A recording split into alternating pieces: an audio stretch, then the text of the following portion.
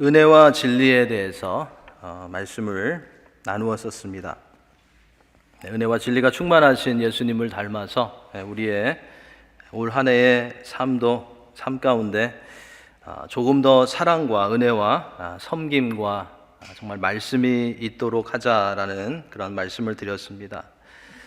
그리고 우리의 계획만을 믿고 나아가는 것이 아니라 우리가 항상 퀘스천을 해야 된다고 말씀을 드렸죠. 주님의 뜻이면, 주님이 원하시면 이라는 질문을 하면서 하루하루를 또 올 한 해를 믿음으로 나아가자고 말씀드렸습니다. 오늘은 소명과 사명에 대해서 우리가 함께 생각해 보려고 합니다. 교회에서 자주 언급되어야 하는 것 중에 하나가 오늘 우리가 살펴보게 될 소명 또 사명이라는 단어입니다. 그런데 많은 교회들이 이것을 너무 어렵게 또 너무 힘들게 만들어 놓은 것 같습니다.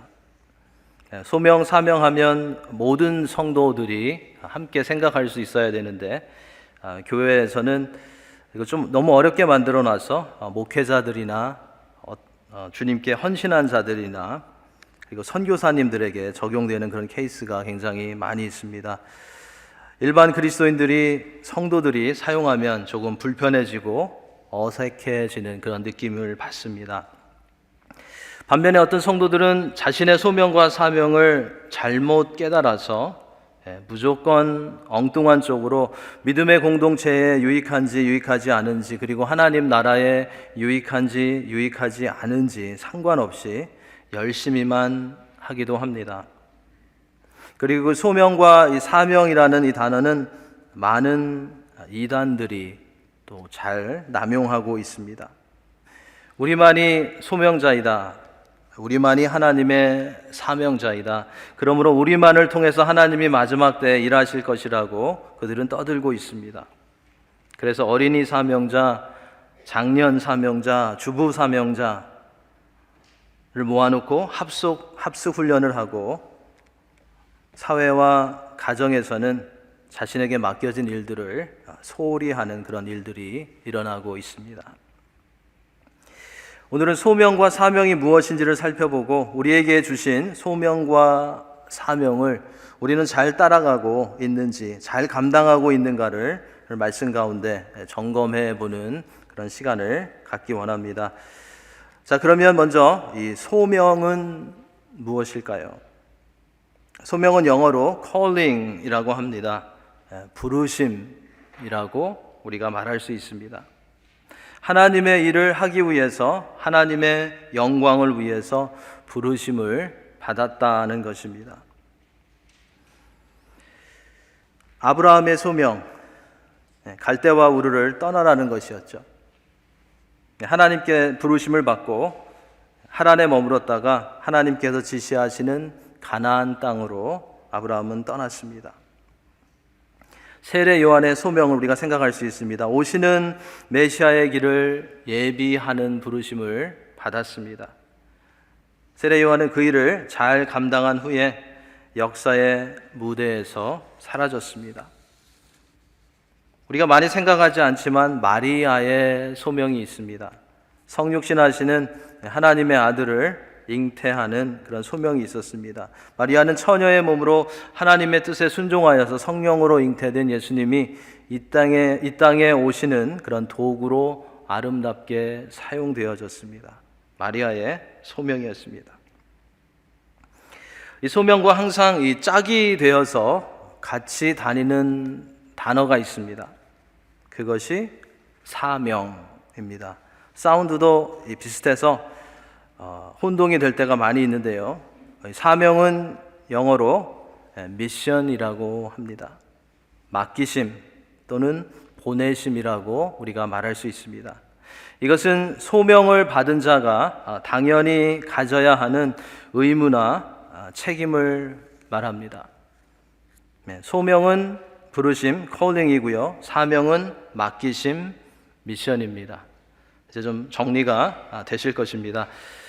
그러니까 예수님을 믿고 하나님의 자녀가 된 모든 그리스도인들은 누구나 소명을 받은 사람들이고요. 그들에게는 각기 중대한 사명이 맡겨져 있는 것입니다. 그래서 소명이 없이는 사명이 없는 것이고요. 사명감이 없는 사람은 소명을 아직 잘 깨닫지 못한 사람입니다. 우리가 그럼 어떻게 이 소명을 알 수 있을까요? 우리가 어떻게 하나님께서 주신 소명을 알 수 있을까요? 하나님을 만나고 그 안에 거할 때 우리는 하나님께서 주신 소명을 찾을 수 있습니다. 그래서 하나님을 예배하는 삶을 살아야 하고요. 기도의 삶을 살아야 하고 하나님 말씀 중심의 삶을 살아가야 하는 것입니다. 소명을 받은 사람에게는 책임이 있습니다. 미션이 있습니다. 사명이 있습니다. 우리가 살아있다는 것은 아직 우리에게 사명이 남아있다는 것입니다. 먼저 하나님께서 천국으로 부르신 우리 권사님들, 오늘 광고를 드렸는데요. 하나님께서 그들을 이 땅에 보내시고 하나님께서 권사님들에게 주신 사명을 마치셨기 때문에 하나님께서 천국으로 그들을 부르신 것입니다. 모세는 호렙산 떨기나무에서 소명을 받고 요단강 동편에서 사명을 마치고 느보산에서 죽었습니다. 바울 사도는 다메섹 도상에서 예수님을 만난 후에 소명을 받고 그리스도의 복음을 위해 살다가 그의 전도 여행과 사역을 이제 정리하고 마무리하면서 삶을 정리하는 그런 시점에서 나는 달려갈 길을 다 달려갔다고, 나는 선한 싸움을 싸웠다고, 나는 믿음을 지켰다고 했습니다. 하나님께서 맡겨주신 사명을 다 마쳤다는 것입니다. 예수님은 어떠셨나요? 이 땅에서 짧은 공생의 기간 동안 사역하시고 십자가상에서 이런 말씀을 하셨죠. 다 이루었다. It is finished. 라고 하시면서 죽으셨습니다. 이 땅에서의 사명을 다 이루신 것입니다. 모세나 바울이나 예수님이나 성경에 나오는 믿음의 사람들은 이 땅에서의 사명을 마쳤기 때문에 하나님께로 간 것입니다. 오늘 예배 자리에 계신 분들은요, 아직 감당해야 하는 하나님께서 주신 사명이 남아있기 때문에 이 자리에 계신 것이고 살아 계신 것입니다. 아멘 안 하시네요. 네. 그렇죠? 네. 사명이 있으셔서 살아 계신 거예요. 하나님께서 주신 사명을 우리가 다 마치면 하나님은 우리를 부르십니다. 그래서 지금 하나님께서 나에게 맡기신 사명이 무엇인지 생각해 보아야 합니다. 찾아보아야 합니다. 성도로 하나님의 자녀로 부르심을 받은 여러분들에게 기도해야 하는 그런 사명이 남아있기 때문에, 여러분들에게 하나님을 찬양해야 하는 그 사명이 남아있기 때문에, 여러분들에게 복음을 전해야 하는 그 사명이 남아있기 때문에, 주님의 교회와 성도들을 섬겨야 하는 사명이 남아있기 때문에 고통과 아픔 가운데서도 신실하신 하나님을 증거하고 모든 것이 하나님의 은혜라는 것을 선포해야 하는 그 사명이 남아있기 때문에 여러분들이 이 자리에 계신 것입니다. 지금 우리가 살아가는 시간대와 장소는 우리가 결정한 것이 아니라 하나님이 계획하셨고 하나님이 뜻하신 것입니다. 그래서 하나님의 시간에 하나님께서 뜻한 곳에 부르심을 받은 우리는 하나님의 소명자들이고 하나님께서 각자에게 맡기신 사명을 위해서 달려가야 하는 것입니다. 하나님께서 우리를 옮기셔서 다른 곳에 심어 주시기 전까지는, 우리를 옮기셔서 다른 곳에 심어 주시기 전까지는, 우리를 천국으로 옮겨 주실 때까지는, 우리를 다른 지역으로 옮겨 주실 때까지는 우리에게 주어진 시간대와 장소에서 최선을 다하는 삶을, 사명에 충성하는 삶을 살아가야 할 것입니다. 자, 이제 모세의 소명과 사명을 살펴보도록 하겠습니다. 출애굽기 1장에서는 애굽 정부가 이스라엘이 급속도로 번성하는 것에 위협을 느껴서 그들을 탄압하고 말살하려는 그런 정책을 폈습니다. 그 가운데 이스라엘 백성들이 고통을 당하는 것을 출애굽기 1장에서 볼 수 있습니다. 출애굽기 2장에서는 하나님께서 고통 가운데 있는 이스라엘 자손들의 부르짖는 소리를 들으시고 출애굽의 역사를 시작하시는 것을 볼 수 있습니다. 그리고 그 일을 위해서 모세는 몰랐지만 그 일을 위해서 모세를 이미 준비하고 계셨던 것을 볼 수 있습니다. 애굽의 궁궐에서 모세를 준비시키고 계셨습니다. 모세가 도망하는 가운데 모세를 준비시키고 계셨습니다. 그리고 미디안에서 양을 치는 가운데서도 모세를 하나님께서는 준비시키고 계셨습니다.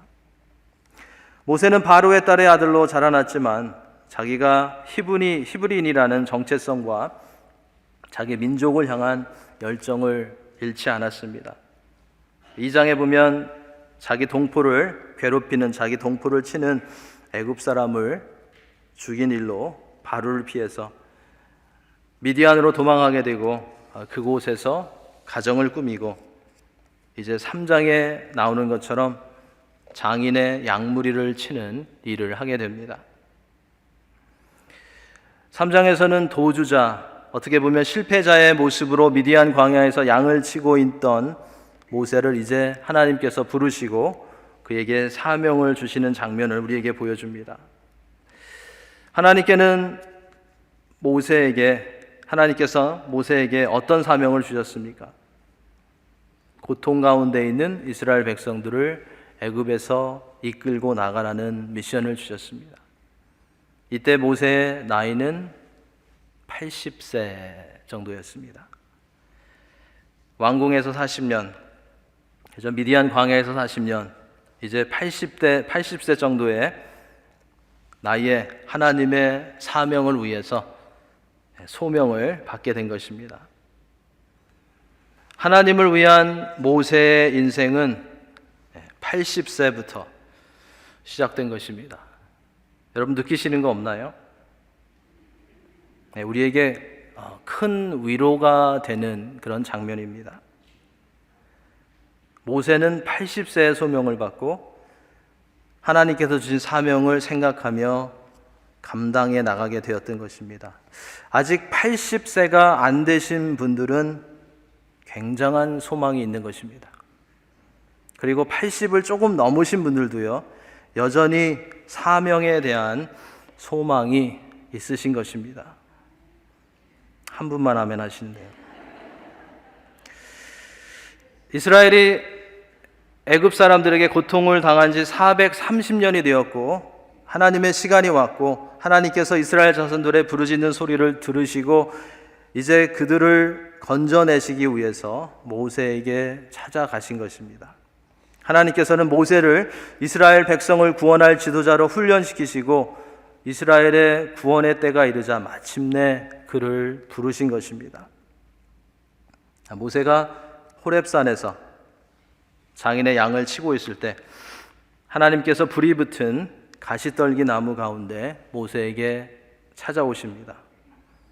4절 말씀 보시면 모세야 모세야 하심에 그가 이르되 내가 여기 있나이다.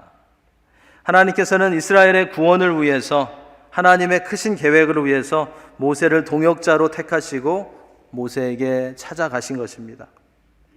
하나님께서는 모세를 2번이나 부르시죠. 한 번만 부르셔도 되는데 모세야 모세야 2번 부르신 것은 아마도 지금 하나님께서 시작하시려고 하는 일이, 지금까지 준비해 오셨던 일이 긴급하다는 것과 하나님의 백성을 구원하시려는 그 일의 중요성을 하나님께서 보여주신 것 같습니다. 모세는 이러한 자신이 듣는 하나님의 최초의 음성에 내가 여기 있나이다 라고 대답을 합니다. 모세야 모세야 내가 여기 있나이다. 모세는 하나님의 부르심에 경험한 그런 모습으로 반응을 했습니다. 이사야도 비슷한 하나님의 부르심에 비슷하게 반응을 했죠. 근데 이사야가 조금 더 성숙했던 것 같아요. 내가 여기 있나이다, 나를 보내소서. 하나님께서는 내가 여기 있나이다 라고 대답한 모세를 부르신 하나님이 이제 어떠한 분이신지 모세에게 말해 주십니다. 하나님 자신에 대해서 말씀해 주시는 것을 보게 됩니다. 5절에서는 내가 선 곳은 거룩한 땅이니 내 신을 벗으라고 말씀하십니다. 하나님이 계신 곳이 거룩한 땅이라고 말씀해 주십니다. 즉 하나님은 거룩한 분이시라는 것을 말씀해 주신 것입니다.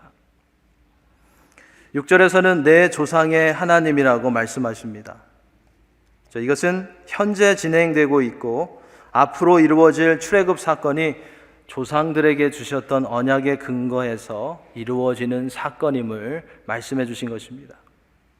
나는 내 조상들을 이끌어 왔던 하나님이고 지금 너와 함께하는 하나님이고 앞으로 내 앞에서 행할 그런 하나님이라고 말씀해 주셨던 것입니다. 7절, 8절에서는 지금까지 지속적으로 세밀하게 이스라엘과 모든 상황을 지켜보고 계셨던 하나님이시라는 것을 말씀해 주십니다. 그리고 이제 그 하나님께서 이스라엘을 애굽인의 손에서 건져내실 것이라고 말씀해 주십니다. 그들을 적과 꿀이 흐르는 아주 비옥하고 풍족한 땅으로 인도해 주실 것이라고 말씀해 주십니다. 자, 여기까지는 모세가 많이 기뻤을 것입니다. 역시 약속을 지키시는 하나님이시구나. 역시 능력의 하나님이시구나. 역시 하나님의 백성들의 기도를 듣고 응답해 주시는 하나님이시구나. 속박 가운데 있는 하나님의 백성들을 자유케 해주시는구나 라고 모세는 생각했을 것입니다. 그런데 문제는 10절에서 하나님께서 출애굽의 역사를 모세를 통해서 이루시겠다라고 말씀하셨다는 것입니다. 10절 말씀 같이 한번 읽겠습니다.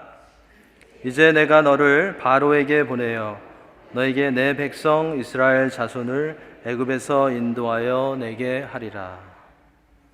하나님께서 모세를 부르신 후에 사명을 주신 것입니다. 내가 이스라엘 백성들의 고통을 보고 그들의 고통의 부르짖음을 듣고 이제 그들을 건져내기 위해서 내가 너를 바로에게 보내고 너를 통해서 내 백성을 이끌어내게 하겠다라고 말씀하신 것입니다. 모세는 미디안으로 도주해 와서 양을 치는 40년 동안 많은 시간들을 들에서 보내면서 분명히 애굽 사람들에게 고통을 당하고 있는 자기 민족을 생각했을 것입니다. 그리고 그들을 위해서 기도했을 것입니다.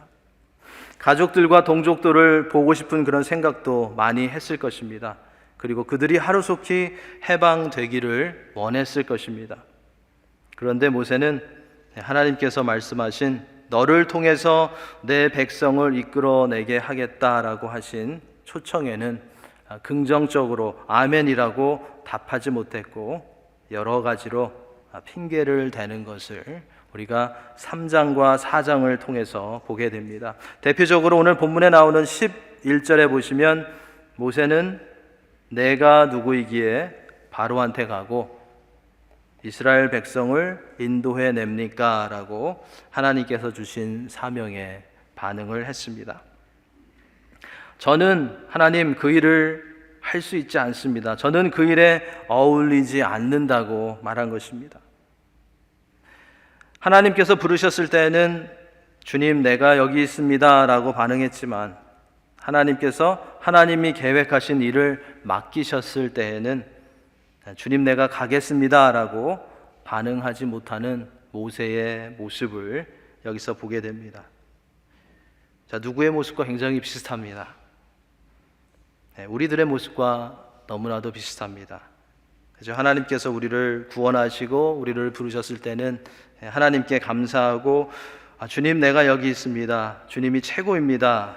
라고 우리가 반응하지만 하나님께서 하나님의 크신 일을 우리에게 하나님이 원하시는 일을 우리에게 맡겼을 때는 우리가 주님 내가 하겠습니다. 주님 내가 가겠습니다. 라고 반응하기는 쉽지 않은 것 같습니다.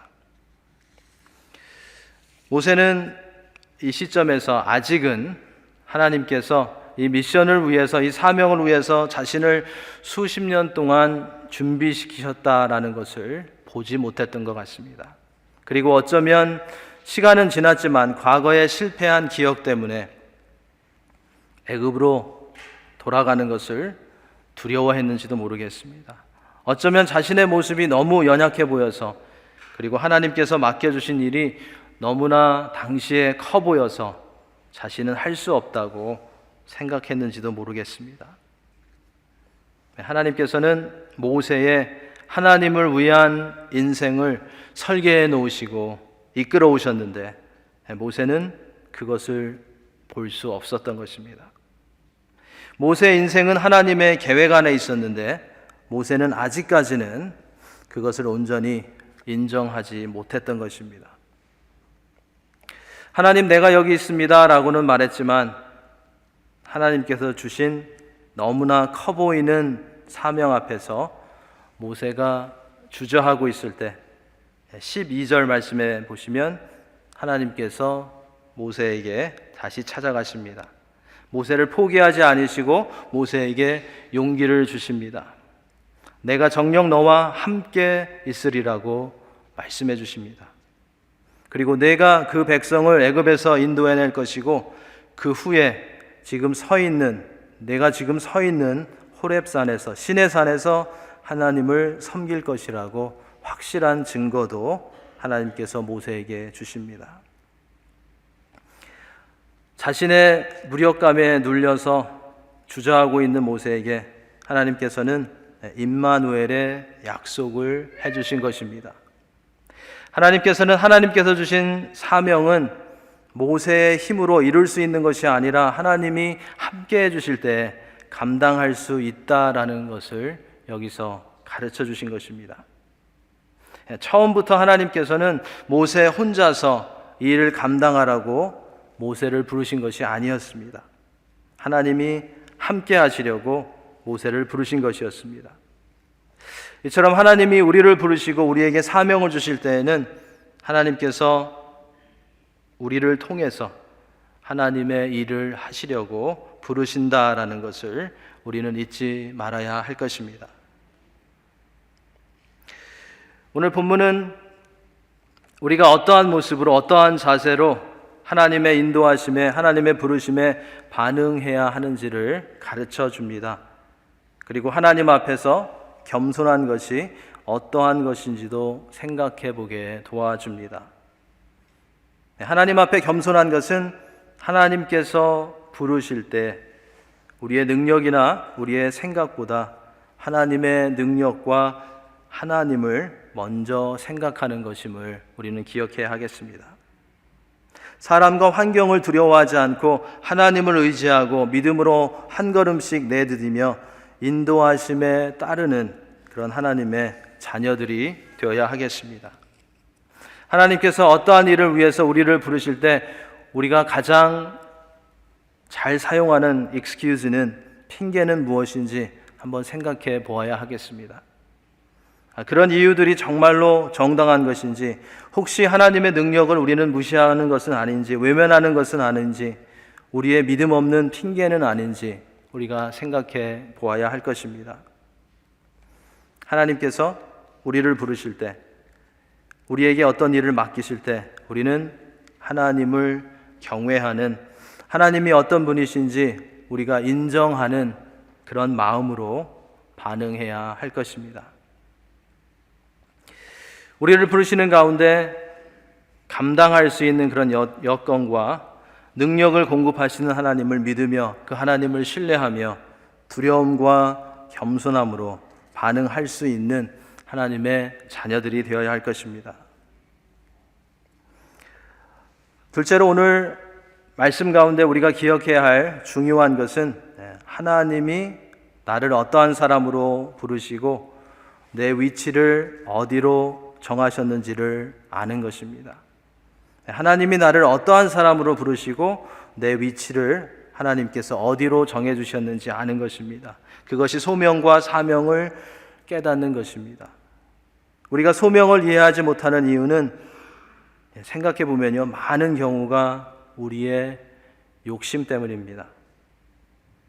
우리의 욕심 때문에 하나님께서 우리를 부르신 자리가 눈에 보이지 않습니다. 우리의 욕심 때문에 하나님께서 우리에게 맡기신 일이 마음에 들지 않고 보이지 않습니다. 우리가 오늘 함께 기억하고 결단해야 할 것은요, 이 시대 속으로 또 이 교회로 이 상황으로 하나님께서 우리를 불러주셨다면 그 안에 우리의 부르심이, 우리를 향한 그런 콜링이 있다는 것입니다. 다른 데서 그 콜링을 찾는 것이 아니라 하나님께서 우리를 불러주신 이 시대에, 이 교회의 이 상황 속에 우리가 그 콜링을 발견해야 한다는 것입니다. 그렇기 때문에 우리는 그 콜링을 발견하고 그 부르심이 요구하는 일에 함께 헌신함으로써 하나님을 기쁘시게 하고 하나님의 신실하심과 하나님의 역사하심을 증거하는 그런 도구로 사용되어질 수 있어야 할 것입니다. 그럴 때에만 하나님이 원하시는 좋은 열매를 우리는 맺을 수 있을 것입니다. 하나님께서는 우리에게는 모세처럼 그렇게 큰 일을 맡기시지는 않으실 것입니다. 왜냐하면 큰 일은 예수님께서 이미 십자가에서 다 이루어 놓으셨기 때문입니다. 하지만 하나님의 자녀들로서 우리가 세상에서, 그리고 우리가 머무는 곳에서 꼭 감당해야 하는 그런 사명이 있습니다. 그것은 우리가 너무나 많이 들어왔고 잘 알고 있는 그리스도의 향기와 편지가 되는 것이고요, 세상의 빛과 소금이 되는 것입니다. 우리는 이 소명을 이루어 하나님께 영광 돌리기 위해서 우리에게 맡겨진 사명을 생각해 보아야 합니다. 내가 그리스도의 향기와 편지가 되기 위해서, 빛과 소금이 되기 위해서 교회에서, 가정에서, 직장에서, 구역에서 나에게 어떤 책임이 있을까? 내가 어떤 일을 할 수 있을까? 우리는 생각해 보아야 할 것입니다. 이것은 하나님께서 주신 사명이기 때문에 우리가 교만하고 욕심이 있으면 잘 보이지 않을 것입니다. 하지만 우리가 우리 자신을 낮추고 겸손함과 넓은 마음으로 나아가면 그것을 찾을 수 있을 것입니다. 소명은 부르심입니다. 콜링입니다. 사명은 맡기심입니다. 우리에게 주신 미션입니다. 오늘도 우리의 인생은 하나님의 계획 안에 있음을 믿고 신뢰하며 하나님께서 불러주시고 하나님께서 허락해 주시는 우리의 자리를 알고 그 자리를 지키며 하나님 나라를 위해서 애쓰시는, 힘을 내는 진정한 소명자들이 다 되시기를 예수님의 이름으로 간절히 축원합니다. 기도하시겠습니다.